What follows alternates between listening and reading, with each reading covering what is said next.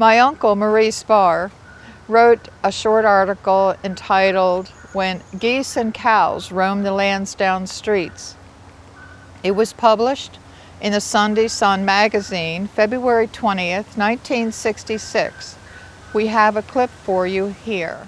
Present-day realtors may find this hard to believe, but the photo above was used 64 years ago as a real estate advertisement. The community you see is Lansdowne, as it was in 1902.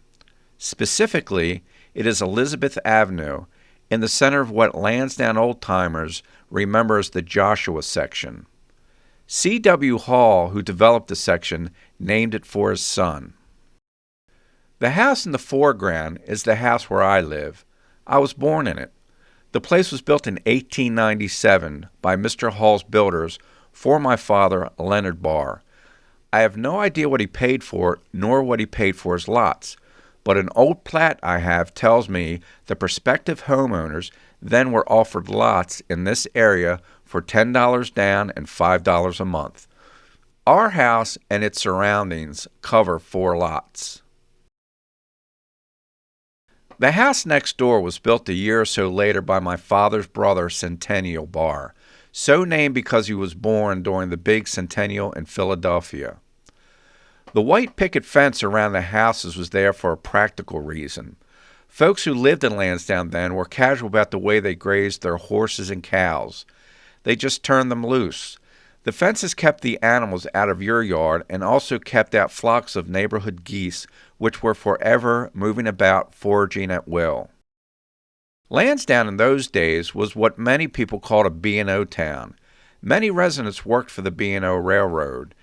And if there was what could be called a community center in the town, it was the Lansdowne station on the B&O line. It was a pretty little wooden frame station, heated by egg stoves in the winter, with a waiting room for the ladies and a smoking room for the men. The railroad kept it decorated with beds of flowers that bloomed from early spring until late fall. People met there morning and evening as they rode the train into or out of Baltimore for a 5-cent fare. The picture above was taken from a high ore heap in a part of Lansdowne worked by the Whitaker Iron Company, which mined a great deal of ore in the vicinity. Digging out ore left many depressions, some of them quite deep, and as they were exhausted and abandoned, these pits collected water. As a result, there were several ponds and small lakes there, and they were fine for swimming, fishing, and ice skating. We called one Red Lake because the red clay of the area colored it. There were also Pine Tree Lake and Third Lake. I can't remember any more now, but as a boy we had names for all of them. Red Lake overflowed to feed that little stream you see in front of our house. It was a foot wide and a foot deep there, but got twice that big in other places. It wound its way over to empty into the Patapsco River. Many times, as boys, we saw fish swimming up that little stream. As a child, I put half a dozen baby ducks into the stream to watch them swim. I went inside to eat, and when I came back, the ducks were gone. I presume they found their way to the Patapsco. What you see in the picture was pretty typical of Lansdowne in the early days. The streets were red or blue clay, the houses were set well back from the streets, and in front of most of them were boardwalks. As an early suburb, we didn't have many of the refinements of the city. On the horizon you can see a tree rising above the back of our house. There was a spring there at the base of a twin maple tree, and from it we once hauled our water for cooking, drinking, and general household use. I hauled much of it with a tub on a wagon in the summer, on a sled in the winter. Later my father installed a 1,000-gallon cistern, and in it we caught rainwater for general household use. Across the meadow at the far left in the picture was a German family, which operated a small dairy. We hauled our milk supply from there.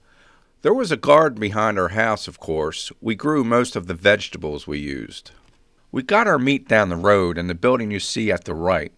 It was operated, as I recall, by a family named Feinberg. Staple groceries were bought from the Z.A. Wilson General Store and Coal Yard at Elizabeth Avenue and Hammond's Ferry Road. Sometimes we carried groceries home by basket. For bigger loads, Robert Walters, who worked at the store, would deliver in a two-wheeled mule cart. In the right foreground of the picture, you can see a patch of woods. Deep in this, we found a fine variety of fruits: pears, apples, waxed and black heart cherries, hickory nuts, and persimmons. The place may have been a farm many years earlier, but the woods had reclaimed it. There was also a beautiful collection of wildflowers: tremendous violets, lady slippers, trailing arbutus, laurel, and a carpet of crow's foot. Lansdowne was quiet and peaceful. In winter, the whole town turned out to skate on the ponds. In summer, there were church picnics, both at the church and in the woods. May 30th was always exciting, for then we celebrated Grand Army Day. A pastor at the Christian church had dedicated a memorial there to the Union Army, and in years to come, old soldiers, both Confederate and Union, came from all over the area on special B&O trains for our Grand Army Day program of picnicking, marching, and speech-making. Grand Army Day hasn't been observed now for many years. One old memory of Lansdowne doesn't show in the picture. That would be the many willow gardens, where residents grew willow switches for basket making. Like the old railroad station and the open, rolling pasture land around Lansdowne, the willows are long since gone.